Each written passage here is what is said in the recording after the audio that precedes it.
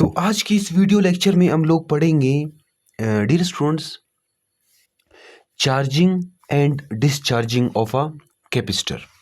अच्छा, सबसे पहले हम कुछ बेसिक्स समझने की कोशिश करते हैं। डियर स्टूडेंट्स, ये जो आपको दिख रहा है ना, ये हमारे पास ये कैपेसिटर का सिंबल है। ठीक है, ये किस चीज का सिंबल है? कैपेसिटर।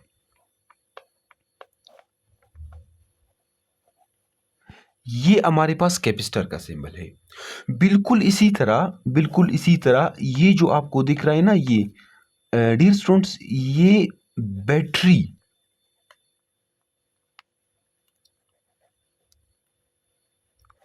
ये हमारे पास बैटरी का सिंबल है। बैटरी का ये पॉजिटिव टर्मिनल और ये नेगेटिव टर्मिनल है।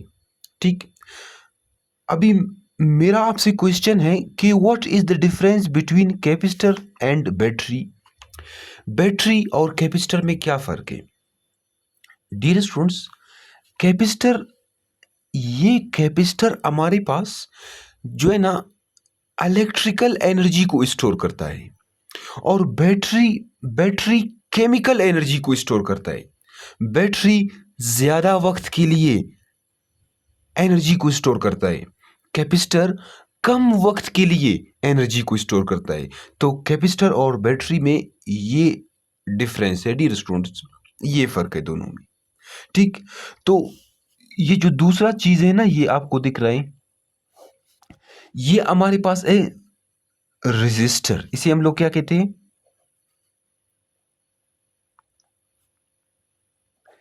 इसे हम लोग कहेंगे रेजिस्टर। ये क्या है? रेजिस्टर है। ठीक, ये जो रेजिस्टर आपको दिख रहा है ना, ये रेजिस्टर, मोबाइल भी रेजिस्टर हो सकता है, रेडियो भी रेजिस्टर हो सकता है, वायर भी रेजिस्टर हो सकता है। Resistor which opposes the flow of charges. Dear students, मैं इधर लिखता हूं रेजिस्टर के बारे में, वो क्या करता है? विच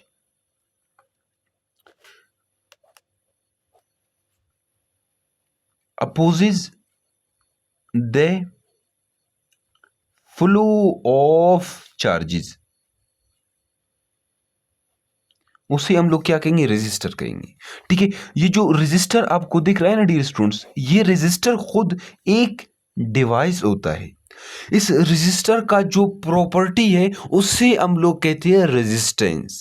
उसे क्या कहते हैं? उसे कहते हैं क्या डियर स्टूडेंट्स? उसे, ये रेजिस्टेंस रेजिस्टर का एक प्रॉपर्टी होता है। रेजिस्टेंस ये चार्जेस का फ्लो को रोकता है, ये रेजिस्टर। यहां तक समझ गए डियर स्टूडेंट्स? अच्छा, जो तीसरा चीज हमारे पास है, उसे समझने की कोशिश करते हैं, वो हमारे पास है सर्किट है डियर स्टूडेंट्स। क्या?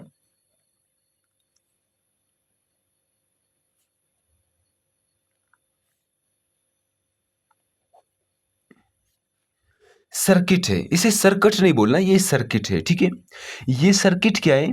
ये the path of current, the path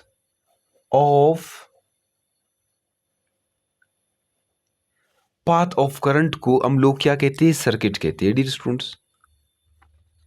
ठीक, सर्किट हमारे पास क्या है? The path of current.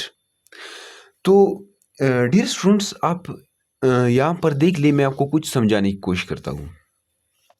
ये हमारे पास एक बल्ब है। ठीक, इस बल्ब को मैं क्या कर लेता हूं? वोल्टेज से कनेक्ट करता हूं। इस बल्ब को मैं वोल्टेज से कनेक्ट कर लेता हूं। अभी ये जो वायर है ना, ये वायर आपको दिख रहा है, जिसमें करंट फ्लो कर रहा है और ये बल्ब जल रहा है। ठीक है, तो इसको हम लोग क्या कहेंगे? इसको कहेंगे सर्किट। ठीक है, द पाथ ऑफ करंट को हम लोग सर्किट कहते हैं। इस बल्ब के साथ अगर मैं यहां पर एक पंखा लगाऊं, तो ये कहलाएगा बल्ब और पंखे का सर्किट। ये जिसमें चार्जेस फ्लो करती है ना, ये वायर, इसे हम लोग कहेंगे पंखे और बल्ब का सर्किट। यहां तक समझ गए? बिल्कुल इसी तरह डियर स्टूडेंट्स, बिल्कुल इसी तरह अगर मैं यहाँ पर ये एक क्या है, रजिस्टर, और यहाँ पर रजिस्टर के साथ मैं एक कैपेसिटर को कनेक्ट कर लेता हूँ। दोनों को एक बैटरी से हम लोग कनेक्ट करते हैं, ठीक है। पोटेंशियल डिफरेंस बैटरी से कनेक्ट करते हैं। ये हमारे पास क्या है, रजिस्टर है, ये क्या है, कैपेसिटर, ठीक। तो इसे हम लोग कहेंगे क्या, इसे कहेंगे रजिस्टर और कैपेसिटर का सर्किट। जैसे ये बल्ब और पंखे का सर्किट था, इसे हम लोग क्या कहेंगे, रजिस्टर मतलब R C circuit, R C circuit कहेंगे, समझ गए। इसे हम लोग आर सी सर्किट कहेंगे। यहां तक समझ गए डियर स्टूडेंट्स। तो यहां पर मैं कनेक्ट कर लेता हूं एक की, डियर स्टूडेंट्स ये हमारे पास क्या है, की है, की, ठीक है। नजर तो आ रहा है ना, ये क्या है, एक की है।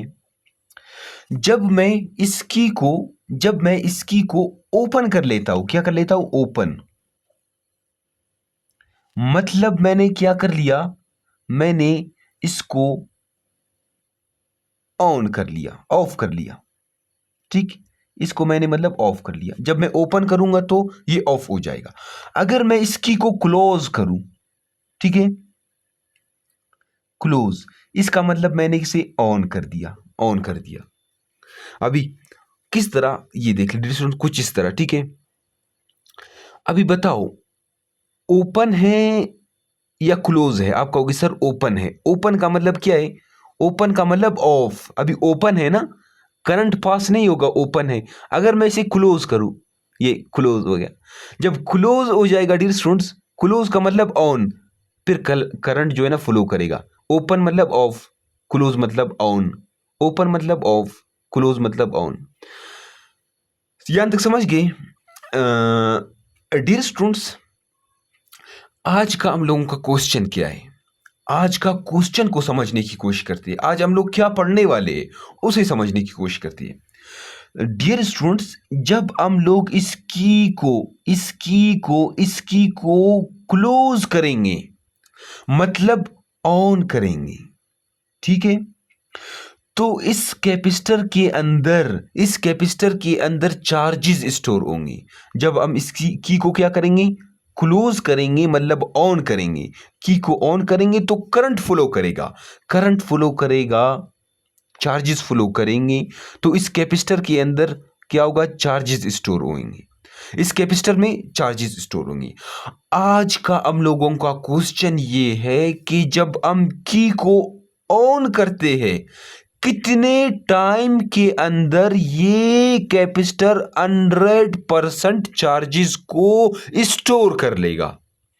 आज का क्वेश्चन ये है, जब हम इसकी को क्या करेंगे, ऑन करेंगे, तो कितने टाइम के अंदर ये कैपेसिटर 100% चार्जेस को स्टोर कर लेगा। आज का हम लोगों का क्वेश्चन ये है, ठीक है। तो डियर स्टूडेंट्स, जब हम इसकी को क्लोज करेंगे, ऑन करेंगे, तो यकदम अचानक ये कैपेसिटर 100% चार्जेस को कभी स्टोर नहीं करेगा। कुछ वक्त लगेगा डियर स्टूडेंट्स, चार्जेस को स्टोर करने में कुछ वक्त लगेगा। जब हम लोग इस की को ओपन करेंगे, मतलब ऑफ करेंगे, की को क्या करेंगे, ओपन करेंगे, ये इस तरह कुछ क्या करेंगे, ओपन करेंगे। तो जब ओपन करेंगे तो ये कैपेसिटर यकदम अचानक खाली नहीं होगा, डिस्चार्ज नहीं होगा। डियर स्टूडेंट्स, कुछ ना कुछ वक्त लगेगा। अभी कितना वक्त लगेगा इस कैपेसिटर को खाली होने में, कितना वक्त लगेगा इस कैपेसिटर को 100% चार्जेस स्टोर करने में, उस वक्त को हम लोग फाइंड आउट करेंगे, वो टाइम फाइंड आउट करेंगे। आज का हम लोगों का यही क्वेश्चन है। डियर स्टूडेंट्स, मैं आपसे कह रहा हूं, जब आप इस की को क्या करेंगे, ओपन करेंगे, मतलब ऑफ करेंगे, तो यकदम अचानक ये कैपेसिटर डिस्चार्ज नहीं होगा, कुछ ना कुछ वक्त लगेगा, कुछ ना कुछ वक्त लगेगा। अभी डेली लाइफ का मैं एक एग्जांपल से आपको समझाने की कोशिश करता हूं। डियर स्टूडेंट्स, आप सब ने देखा होगा, जब अचानक बिजली जो है ना चली जाती है, बिजली, या फिर आप बटन को क्या करते हैं, बंद करते हैं, वो जो टीवी का रेड बल्ब है ना, वो कुछ देर के लिए जलता है, कुछ देर के लिए जलता है। तो क्योंकि कैपेसिटर के अंदर चार्जेस स्टोर होते हैं। तो कैपेसिटर अचानक खाली नहीं होता, कुछ टाइम लगता है उसको खाली होने में। तो इसी वजह से वो बल्ब कुछ देर के लिए ऑन रहता है। डियर स्टूडेंट्स, आपने चार्जर में भी देखा होगा, मोबाइल का चार्जर में आपने गाड़ी का जो वाइपर है वो शीशे के ऊपर जैसे जैसे होता है ना वाइपर, जब आप बटन को बंद करते हैं तो वो वाइपर कुछ देर के लिए ऐसे मूव करता है, क्योंकि उसमें कैपेसिटर लगा होता है। कैपेसिटर चार्जेस को स्टोर करता है, तो वक्त लगता है कैपेसिटर को खाली होने में। उस वक्त को फाइंड आउट करने की हम लोग कोशिश करेंगे। समझ गए डियर स्टूडेंट्स? अच्छा डियर स्टूडेंट्स, ये जो कैपेसिटर आपको दिख रहा है ना, कैपेसिटर सॉरी रेजिस्टर, कैपेसिटर तो ये रेजिस्टर है, ठीक है। अभी अगर ये रेजिस्टर में रेजिस्टेंस ज्यादा होगा, अगर इस रेजिस्टर में रेजिस्टेंस ज्यादा होगा, पहले एक आसान एग्जांपल से समझाने की कोशिश करता हूँ। ये हमारे पास क्या है, टैंकी है, टैंकी, पानी वाला टैंकी। ये क्या है, पाइप है डियर स्टूडेंट्स, ये पाइप है, ठीक है। पाइप से क्या आ रहा है, पानी आ रहा है, ठीक। अगर पाइप के अंदर कचरे ज्यादा होंगे, पाइप के अंदर ज्यादा कचरा होगा, तो इस टैंकी को भरने में कम वक्त लगेगा या ज्यादा वक्त लगेगा? आप कहोगे सर अगर पाइप में कचरे होंगे, रुकावट होगा, तो टैंकी को भरने में ज्यादा वक्त लगेगा, ज्यादा वक्त लगेगा। अगर इस सर्किट में ये जो कैपेसिटर रेजिस्टर लगा हुआ है, अगर इसका रेजिस्टेंस ज्यादा होगा तो कैपेसिटर को चार्जेस स्टोर करने में ज्यादा वक्त लगेगा। अगर रेजिस्टेंस ज्यादा होगा तो ज्यादा वक्त लगेगा इस कैपेसिटर को 100% चार्जेस को स्टोर करने में। इसका मतलब ये है, इसका मतलब ये है, इसका मतलब ये है कि जो हमारे पास रेजिस्टेंस है वो डायरेक्टली प्रोपोर्शनल है किस चीज का, टाइम का, ठीक है। अगर रेजिस्टेंस ज्यादा होगा तो ज्यादा वक्त लगेगा कैपेसिटर को 100% चार्जेस स्टोर करने में। दूसरी बात, अगर अगर अगर डियर स्टूडेंट्स, ये आपको टैंकी दिख रहा है ना, ये टैंकी, अगर ये टैंकी बड़ा हो, टैंकी बड़ा हो, तो इस टैंकी को भरने में ज्यादा वक्त लगेगा, कम वक्त लगेगा? अगर इस टैंकी का कैपेसिटी ज्यादा हो तो आप कहोगे सर अगर टैंकी बड़ा होगा तो ज्यादा वक्त लगेगा। अगर अगर अगर इस कैपेसिटर का कैपेसिटेंस ज्यादा हो तो इसे 100% चार्जेस स्टोर करने में ज्यादा वक्त लगेगा। अगर इसका कैपेसिटी ज्यादा हो तो इसे ज्यादा वक्त लगेगा। समझ गए डियर स्टूडेंट्स? अच्छा मैं इधर लिखता हूं कि कैपेसिटेंस क्या है, capacitance is directly proportional to time. यहां तक समझ गए डियर स्टूडेंट्स? अच्छा दोनों को कंबाइन कर ले, दोनों को आप कंबाइन कर ले। जब आप कंबाइन करेंगे तो आप लिखेंगे R C is directly proportional to T, time. यहां तक समझ गए डियर स्टूडेंट्स? जब आप ये प्रोपोर्शनलिटी का साइन को रिमूव करेंगे, प्रोपोर्शनलिटी का साइन को रिमूव करेंगे, इसकी जगह कांस्टेंट लगाएंगे। R C is equal to constant time. इसे आप कांस्टेंट टाइम कह दे या फिर टाइम कांस्टेंट कह दे, इससे कोई फर्क नहीं पड़ता, ठीक है। R C is equal to time constant. Dear students, ये टाइम कांस्टेंट कुछ भी नहीं है, टाइम है। इसके यूनिट्स टाइम है, इसके यूनिट्स सेकेंड है, ठीक है। अच्छा टाइम कांस्टेंट को हमारे बुक में रिप्रेजेंट किया गया है टा से, ठीक है। R C is equal to, ये टाइम कांस्टेंट को हम लोग टा से क्या करते हैं, रिप्रेजेंट करते हैं। अब ये जो आर सी है ना, आर सी कुछ भी नहीं है, टाइम है, टाइम। अभी टाइम है तो टाइम के यूनिट्स होते हैं सेकंड। अभी मैं ये प्रूव करने की कोशिश करता हूं कि ये जो टा है ना, टा, ये टाइम है और कुछ नहीं है। आर सी टाइम है, इसके यूनिट सेकंड है। तो किस तरह समझने की कोशिश करते हैं डियर स्टूडेंट्स? हम सबको पता है कि V is equal to I into R, ठीक। अच्छा I करंट मल्टीप्लाई और इधर डिवाइड हो जाएगा, तो R is equal to V into I. समझ गए डियर स्टूडेंट्स? तो रेजिस्टेंस की यूनिट्स बनती है क्या, V वोल्टेज, वोल्टेज के क्या यूनिट्स है डियर स्टूडेंट्स, हम सबको पता है वोल्ट है, इलेक्ट्रिक पोटेंशियल के यूनिट्स वोल्ट होते हैं ना, वोल्ट। मैं इधर लिखता हूं वोल्ट, ठीक। अच्छा, करंट के यूनिट्स क्या होते हैं? Coulomb upon second, coulomb upon second होते हैं। अभी ये सेकेंड को मैं अगर ऊपर ले जाऊं, इधर वोल्ट के साथ लिख लूं, तो रेजिस्टेंस के यूनिट्स क्या बनते हैं? R is equal to volt into second upon coulomb. ये रेजिस्टेंस के क्या बन गए? यूनिट्स बन गए। समझ गए डियर स्टूडेंट्स? तो हम सबको पता है कैपेसिटेंस किस चीज के बराबर है भाई? फेराड कैपेसिटेंस की यूनिट होती है, फेराड। अभी फेराड, फेराड किस चीज के बराबर है dear students? Coulomb upon coulomb upon volt. Farad coulomb upon volt के बराबर है। तो आरसी के यूनिट्स क्या बनती है डियर स्टूडेंट्स? आरसी के यूनिट्स बनते हैं, आरसी के वोल्ट सेकेंड। ये वोल्ट इंटू सेकेंड, देखो आर के यूनिट्स बनते हैं volt into second upon coulomb, ठीक। Volt into second upon coulomb. C के यूनिट्स क्या होते हैं डियर स्टूडेंट्स? इधर मैं लिखता हूं कूलम्ब अपॉन वोल्ट। अभी कूलम्ब, कूलम्ब से वोल्ट, वोल्ट से कैंसिल हो गया। आरसी के यूनिट्स बन गए सेकेंड। आरसी कुछ भी नहीं है, टाइम है, टाइम के यूनिट्स सेकेंड होते हैं डियर स्टूडेंट्स। आरसी कुछ भी नहीं है, टाइम है, टाइम के यूनिट्स क्या होते हैं? सेकेंड होते हैं, ठीक है। तो आप टा को किस तरह डिफाइन करेंगे? टा को किस तरह डिफाइन करेंगे? आप कहोगी कि ये जो the product of R and C is called tau. The product of R and C is called tau. मैं यहां पर लिख लेता हूं, ठीक है dear students. The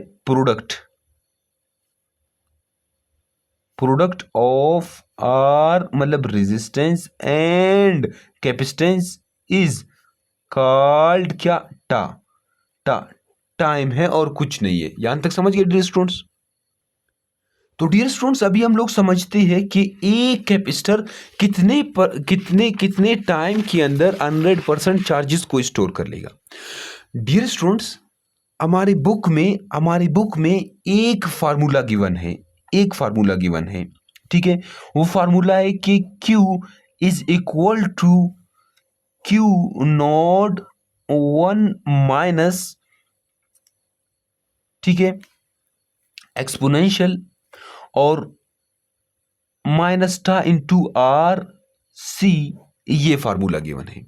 dear students, एक कैपेसिटर कितने टाइम के अंदर 100% चार्जेस को स्टोर कर लेगा, ये मालूम करने के लिए, ये फाइंड आउट करने के लिए, टाइम को फाइंड आउट करने के लिए हमारे बुक में ये फार्मूला गिवन है। ये फार्मूला डायरेक्ट गिवन है हमारे बुक में, ठीक है। इस फार्मूले से हम लोग मालूम करेंगे कि एक कैपेसिटर कितने टाइम के अंदर 100% चार्जेस को स्टोर कर लेता है, ठीक है डियर स्टूडेंट्स। अच्छा, ये फार्मूला डायरेक्ट गिवन है, इसका प्रूव नहीं है। इस फार्मूले को प्रूव करने के लिए आपको बीएस की मैथमेटिक्स आनी चाहिए।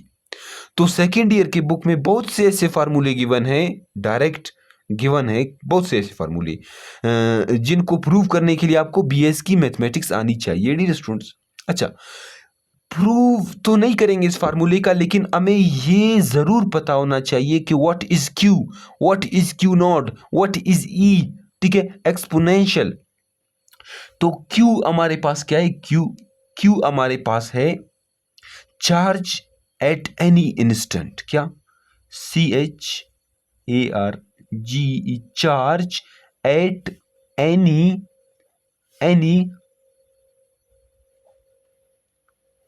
Charge at any instant, Q है हमारे पास, ठीक।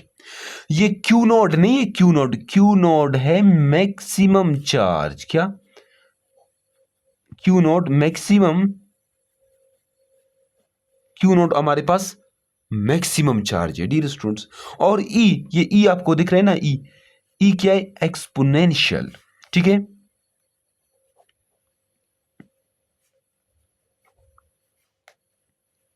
एक्सपोनेंशियल कुछ भी नहीं है डियर स्टूडेंट्स, कांस्टेंट है। एक्सपोनेंशियल किस चीज के बराबर है? 2.718 और आर रेजिस्टेंस, सी कैपेसिटेंस, टा क्या है?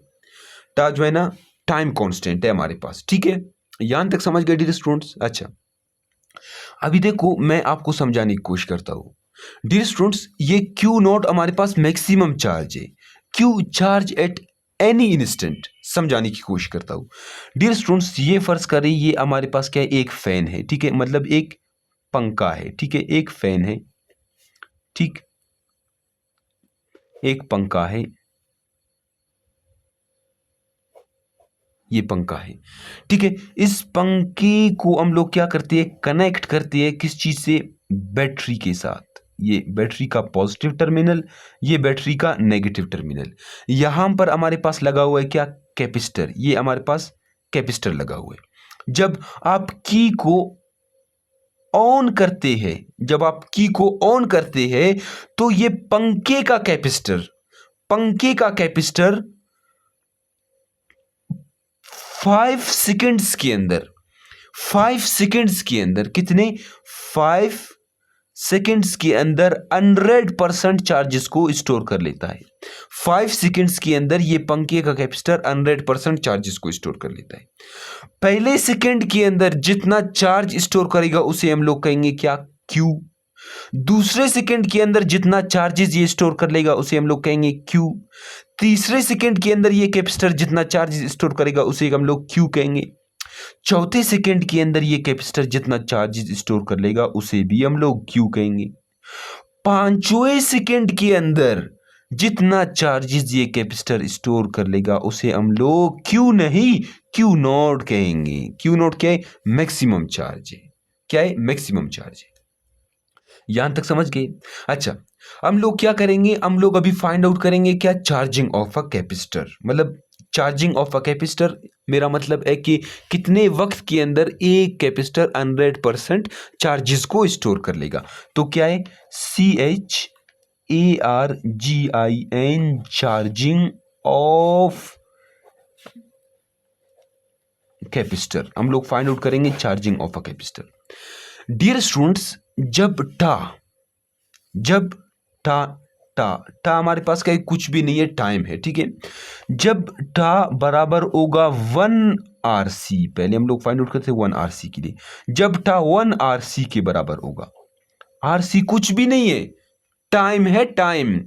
जब टा 1 RC के बराबर होगा, जब टा 1 RC के बराबर होगा तो कैपेसिटर कितना चार्ज स्टोर कर लेगा? अभी देखो इस फार्मूले में टा की जगह हम लोग 1 RC पुट करेंगे। इस फार्मूले में टा की जगह हम लोग 1 RC पुट करेंगे। तो कुछ इस तरह मैं इधर लिखता हूं Q is equal to Q nought, इधर 1 आएगा हमारे पास, ये E एक्सपोनेंशियल। टा मैं कहता हूं 1 RC के बराबर है, तो नीचे भी क्या है? RC है, ठीक है। ये देखो डियर स्टूडेंट्स, जब टा 1 RC के बराबर होगा तो ये RC हो गए कैंसिल। तो Q is equal to Q nought, ये 1 एक्सपोनेंशियल, इधर -1 आएगा हमारे पास, ठीक।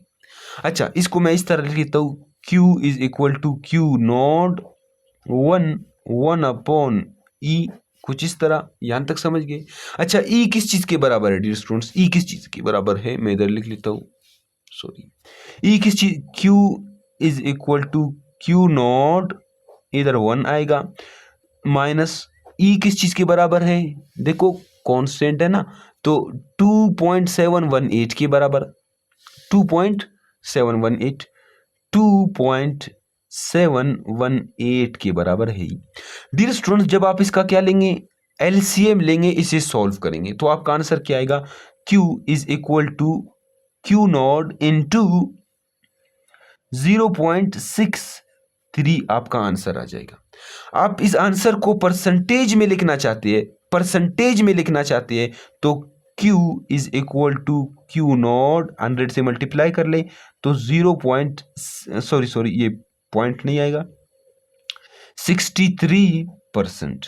जब आप 100 से मल्टीप्लाई करेंगे तो 63%। समझने की कोशिश करें डियर स्टूडेंट्स, समझने की कोशिश करें। मैं आपको समझाने की कोशिश करता हूं। तो डियर स्टूडेंट्स अभी समझते हैं मैं इधर क्या लिख रहा हूं, आप गौर से देख लें। मैं इधर लिख रहा हूं कि द टाइम, क्या द टाइम, ठीक है, the time during which, the time during which 63% of maximum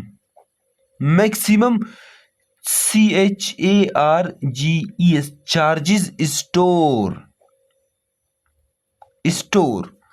the time during which 63% of maximum charges store in capacitor, उस टाइम को हम लोग 1 RC कहेंगे। उस टाइम को हम लोग 1 RC कहेंगे। समझाने की कोशिश करता हूँ डियर स्टूडेंट्स। मतलब ये कह रहा है कि देखो ये Q is equal to Q nought, ये Q नॉट है ना, ये 63%। अभी मैक्सिमम का 63%, क्या मैक्सिमम का 63%, मतलब ये बताने की कोशिश कर रहा हूँ डियर स्टूडेंट्स, अगर एक क्लासरूम में 100 स्टूडेंट्स आ सकते हैं, अगर एक क्लासरूम में 100 स्टूडेंट्स आ सकते हैं, 100 स्टूडेंट्स आ सकते हैं। अच्छा, मैक्सिमम कितने स्टूडेंट्स आ सकते हैं? 100 स्टूडेंट्स आ सकते हैं। 63 स्टूडेंट्स इंटर होंगे क्लास में, क्या क्लास खाली है तो टोटल इसमें आ सकते हैं 100 स्टूडेंट्स। अभी जब इस क्लास में 63 स्टूडेंट्स इंटर होंगे, इस क्लास में आएंगे, अभी 63 स्टूडेंट्स को इस क्लास में आने में जितना वक्त लगेगा उसे हम लोग 1 RC कहेंगे। मतलब 63% of a maximum charge, the time during which 63% of a maximum charges store, मतलब मैक्सिमम का 63% चार्जेस स्टोर होने में, मैक्सिमम का 63% चार्जेस स्टोर होने में, कैपेसिटर में मैक्सिमम का 63% चार्जेस स्टोर होने में जितना वक्त लगेगा वो वक्त 1 RC होगा, वो वक्त 1 RC के बराबर है। यहां तक समझ गए डियर स्टूडेंट्स? वो वक्त 1 RC के बराबर होगा। ठीक है डियर स्टूडेंट्स। अच्छा, आगे मूव करते डियर स्टूडेंट्स, अगर टा 2 RC के बराबर हो, अगर टा 2 RC के बराबर हो तो इधर आप टा की जगह 2 RC पुट कर ले, इसको बिल्कुल इसी तरह सॉल्व कर ले तो आपका जो आंसर है वो क्या आएगा? आपका आंसर आएगा Q is equal to Q nought into 86%। 86%, इसका मतलब ये है कि मैक्सिमम का 86% चार्जेस स्टोर होने में, मैक्सिमम का 86% चार्जेस स्टोर होने में जितना वक्त लगेगा वो 2 RC के बराबर होगा डियर स्टूडेंट्स, वो 2 RC के बराबर होगा। ठीक है। अच्छा, ये हमारे पास था दूसरा ना। अभी तीसरे के लिए सॉल्व करते हैं डियर स्टूडेंट्स। तीसरे के लिए कुछ इस तरह होगा, when टा इज इक्वल टू 3 RC, जब हमारे पास टा है ना, टा, ये टा अगर 3 RC के बराबर हो, 3 RC के बराबर हो तो आप उस फार्मूले में RC की जगह, टा की जगह 3 RC पुट कर ले, फिर उसे सॉल्व कर ले, आपका आंसर क्या आएगा? Q is equal to Q nought into 95%। मतलब मैक्सिमम का 95% चार्जेस स्टोर होने में, मैक्सिमम का 95% चार्जेस स्टोर होने में जितना वक्त लगेगा उसे हम लोग 3 RC करें, उसे हम लोग क्या, वो जो वक्त लगेगा वो टाइम कितना होगा? वो 3 RC के बराबर होगा। समझ गए डियर स्टूडेंट्स? हम लोग सॉल्व करते जाएंगे कब तक? जब तक 100% कैपेसिटर में चार्जेस स्टोर नहीं होते। अच्छा, 4 RC के लिए डियर स्टूडेंट्स, 4 RC के लिए सॉल्व करते हैं। 4 RC के लिए जब टा क्या होगा? टा इज इक्वल टू 4 RC, तो फार्मूले में टा की जगह 4RC पुट करेंगे तो आप सॉल्व करने के बाद आपका आंसर आएगा Q is equal to Q0 into 98%। अच्छा, मैक्सिमम का 98% चार्जेस स्टोर होने में जितना वक्त लगेगा वो वक्त 4RC के बराबर होगा। डियर स्टूडेंट्स, उस वक्त तक जाएंगे जब तक 100% चार्जेस नहीं होते, स्टोर नहीं होते कैपेसिटर के अंदर। जब डियर स्टूडेंट्स, जब 5RC टा इज इक्वल टू 5RC, तो फार्मूले में टा की जगह पुट करेंगे 5RC, सॉल्व करेंगे तो Q is equal to Q0 maximum तकरीबन नहीं, मैं कह रहा हूं तकरीबन 100% चार्जेस स्टोर होंगे। तकरीबन कह रहा हूं, पूरे 100% नहीं, 100% कभी नहीं होगा, तकरीबन मतलब मैक्सिमम चार्जेस 100% स्टोर होंगे जब 100% चार्जेस स्टोर होने में जितना वक्त लगेगा वो वक्त 4RC के बराबर होगा। मतलब समझ गए डियर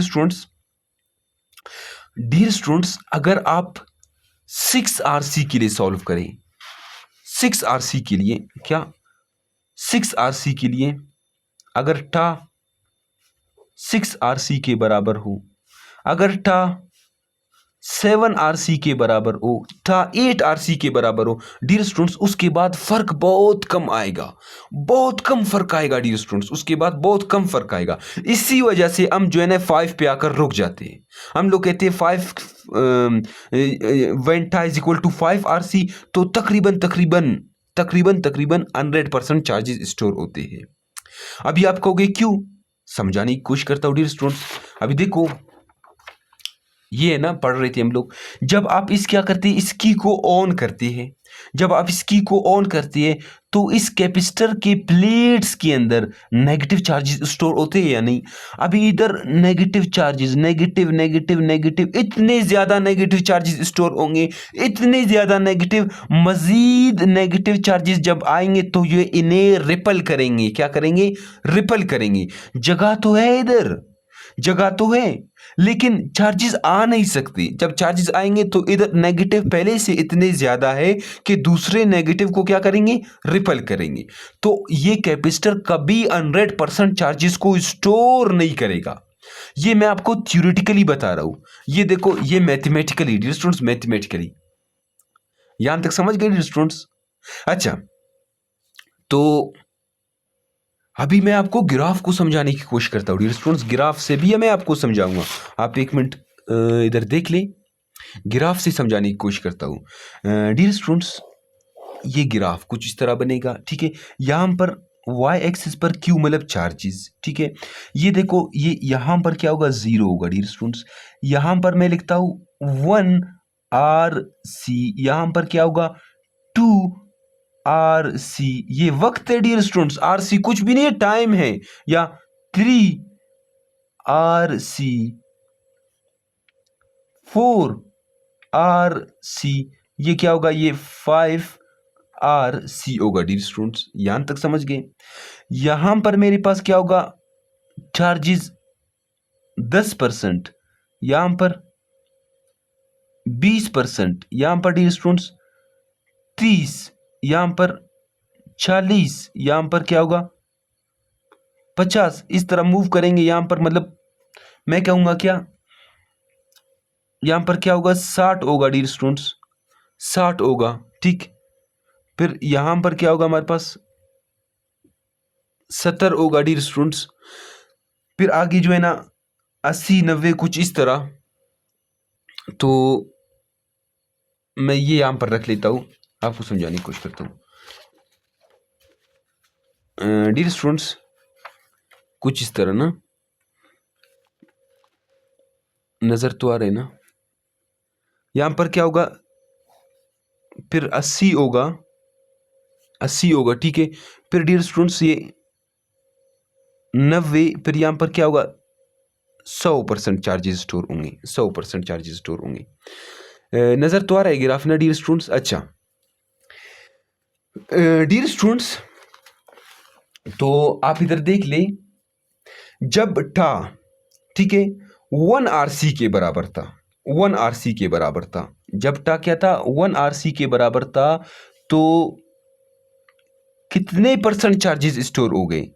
आप कहोगे सर 60, ये 60 है ना, ये कुछ इस तरह होगा, ये 63%। जब टा 1 आरसी के बराबर था डियर स्टूडेंट्स। जब टा हमारे पास 2 आरसी के बराबर था, तो कितने चार्जेस स्टोर हुए थे?